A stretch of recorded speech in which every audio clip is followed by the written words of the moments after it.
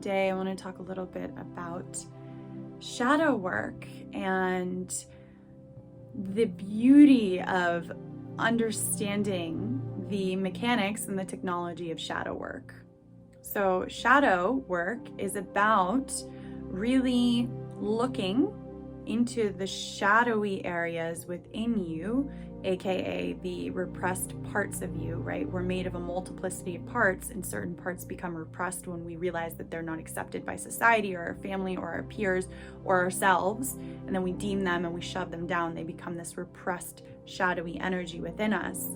And so shadow work is starting to look at those aspects of self and bringing the light of consciousness, the light of awareness to these aspects, to these places, to these areas, and having the courage to do so in order to integrate them into the psyche, into the personality, into the being of you, so that you are more whole and complete in your embodiment as the human that you are incarnated as right now on planet Earth. So, as within, so without. So what we see on a grander scale in the collective is a lot of unintegrated shadows and a lot of, what we can perceive as darkness. So the most effective thing that we can do every single day is this inner alchemy, this inner work of bringing the light of our awareness and our consciousness down to these spaces that feel dark or shadowy.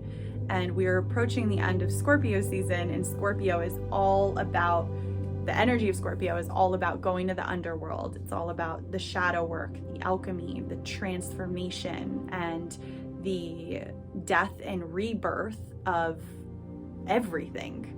And that includes us, right? Living these human experiences, we go through many deaths and rebirths, and it's part of what refines our character. It's part of what makes us who we're meant to be. So I love the analogy of the diamond, because the diamond doesn't become the beautiful, unique diamond that it is without intense heat and pressure. And we are like diamonds. That's how we really come into our true form and shine at our fullness, right? And that's how we really cultivate and develop our true value and remember our true value. So yeah, shadow work is a lot of that. It's a lot of refining and polishing the diamond that you are by looking at these aspects of self that feel undesirable or that maybe feel like repulsive to you, aspects that just kind of feel icky. But it really is in the pausing and the reflecting and the refining and the integration that we get to not only love ourselves more, because we're willing to go to these spaces within the self that completely go against the persona or the idea that we have of ourselves, right? So the persona is the face we're showing to the world, is the beliefs that we have about ourselves. So an example of that could be, I am a good person. So then it's easy to have this kind of foundation and this mental construct of what a good person is and how a good person shows up in the world and interacts with the world, right? And so how this can start to manifest is in people pleasing and in bending over backwards for everyone else and overflowing your cup when you're really actually empty and you need to take some time to recharge. That's not coming from a place of selflessness, that's coming from a place of unworthiness, essentially, right? And so it's like coming back to, where is that unworthiness within me? Why do I feel unworthy? And how am I trying to compensate for that in a way that's actually not in integrity with my soul? So the I am good is the umbrella for all the ways that you think you're supposed to interact and be in the world. And when something comes up, or when you are triggered by something in the outside world, or when something in the outside world triggers a certain response from you that goes against everything that you identify with as being a good person, right? So I'm trying to have an example here. So say you're going to set a boundary and you don't do it in the most loving way. I'm actually pulling from an example from my own life right now.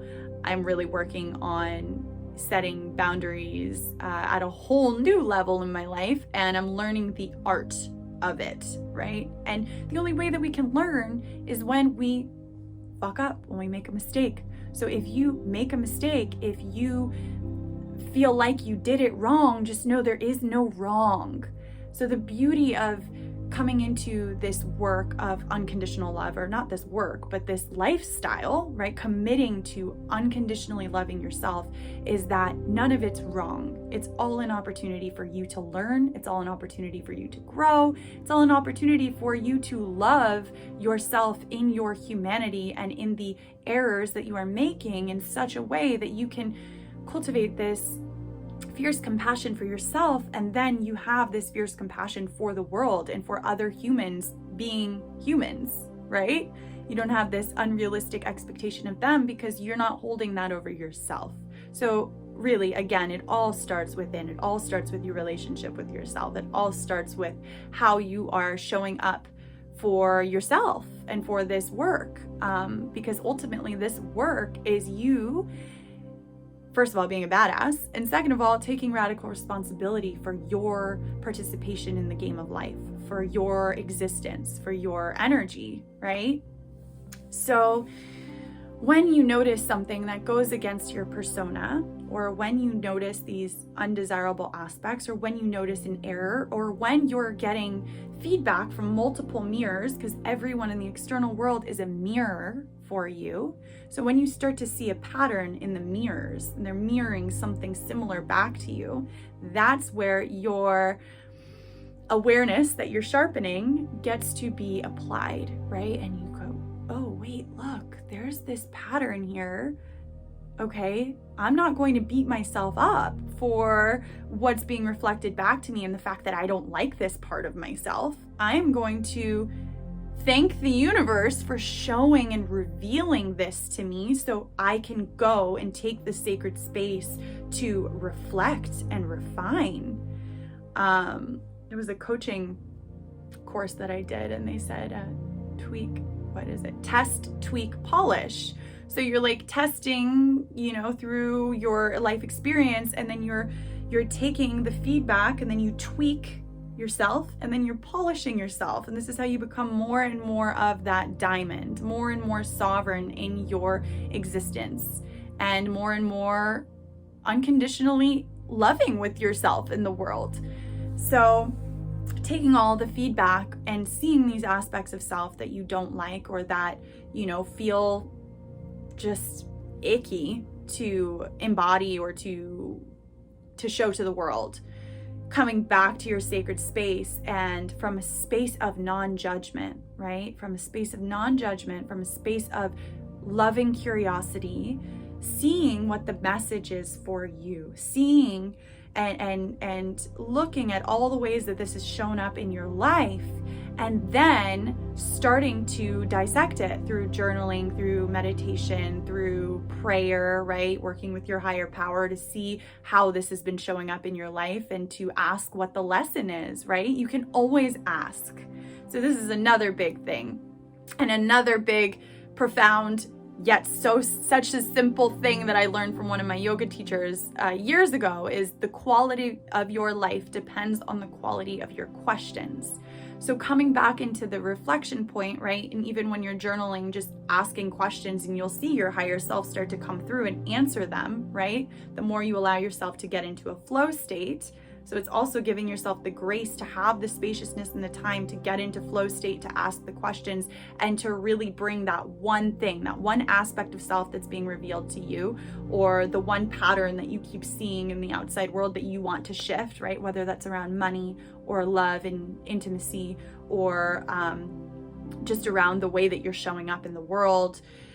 you bring that back, and this is where you get to really hone in on the reality of you being a sovereign alchemist. You are literally an alchemist. And so this is the alchemy. It is taking these reflections, it is taking what is being presented to you in the outside world and coming back to the inner world, coming back to yourself, and starting to work with your higher power, with your higher self, in getting the message, in starting to have the path forward revealed to you, right? By the process of integrating the message, by the process of looking at that aspect of yourself that you don't like and seeing how that part of yourself hasn't been met in the way that it needs. And usually that just means through love, right? So these parts that are in the shadows just want our love. They just want our love. They just want to be acknowledged, right? That's why sometimes they get really loud and really prevalent and really present. And this can show up in a plethora of ways, especially in relationship. So if you are in partnership, you probably have a lot more of your shadow aspects being mirrored back to you because you are in an intimate container of reflecting and of reflection. And we subconsciously attract partners who will mirror back to us all of the unintegrated aspects of self, all of the shadow aspects of self, as a blessing. It doesn't always feel like it. Most of the time it does not feel like a blessing, but so that they can mirror these parts of self back to us, so that we can do this work of loving these aspects, of integrating these aspects to come into wholeness, to come into, unity within self, because we are the microcosms to the macro. So we are the micro to the macro. So the work we do on ourselves is impacting and affecting the whole. So the work that we do on ourselves, the more we do this work on ourselves, the more we repattern this programming, the more we come and refine our alignment, the more we come into our highest embodiment and expression as the incarnation that we are in this lifetime. We are also doing this work for our ancestry, right? Because a lot of this is genetic and inherited as well. So a lot of these patterns, if you trace it back and you start to play detective with your familial history, you will see a pattern. And it will become very apparent, especially if you're watching this video, that you are a transitional character. And a transitional character is a person who is here to break the generational patterns and cycles that aren't working and that are,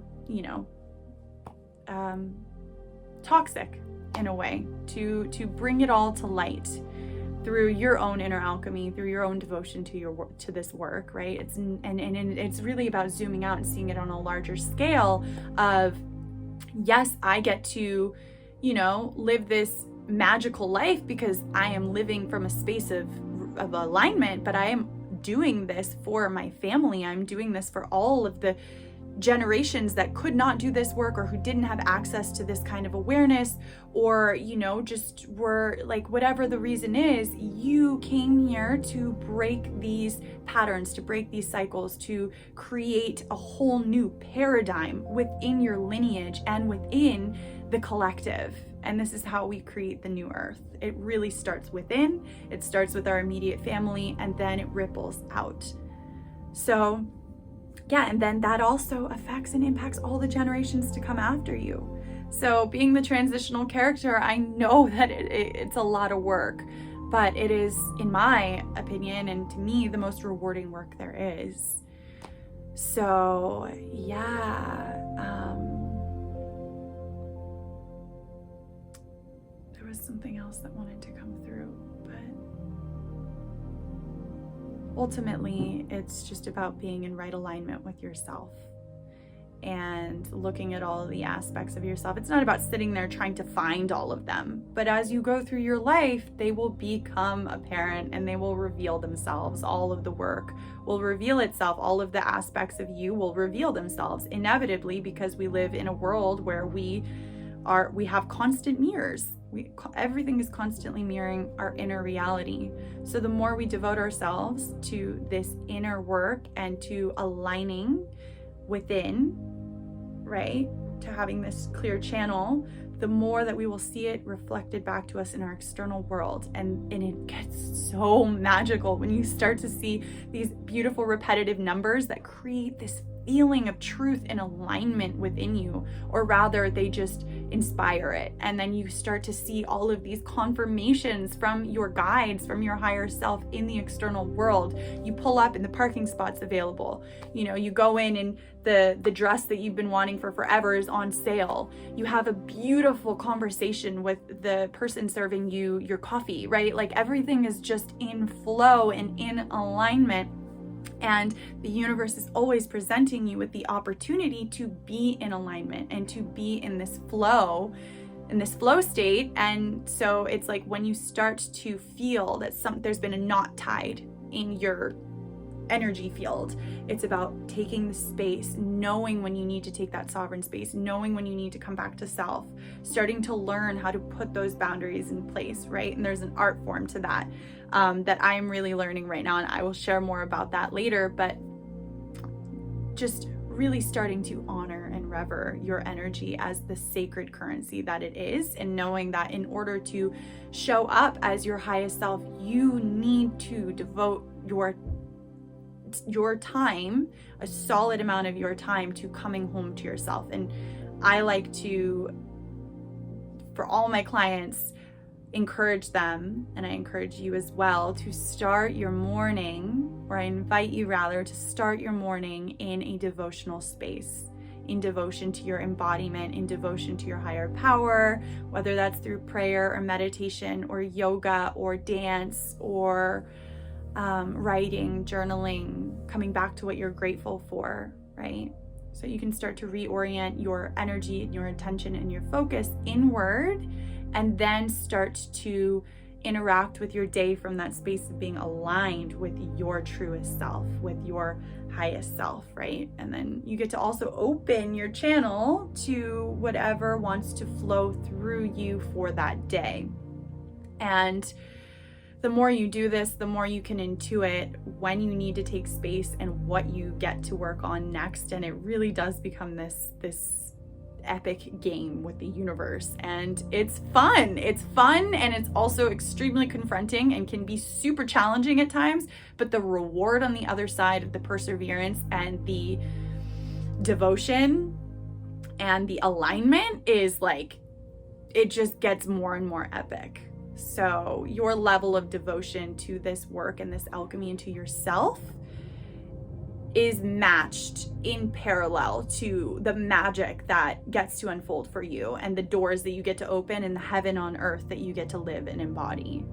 So yeah, shadow work is dope. And if you would like support, like assistance, if you would like support in going deeper into these aspects of self and learning more about this alchemy and just becoming more intimate with your inner world, so that you can be the sovereign divine creator of your external reality in a way that feels fully aligned and lit up for your soul, then reach out to me. I have 3 spots available until 2022 for one-on-one mentorship and coaching, where it's a quantum leap into your new timeline by really anchoring into the art and power of devotion.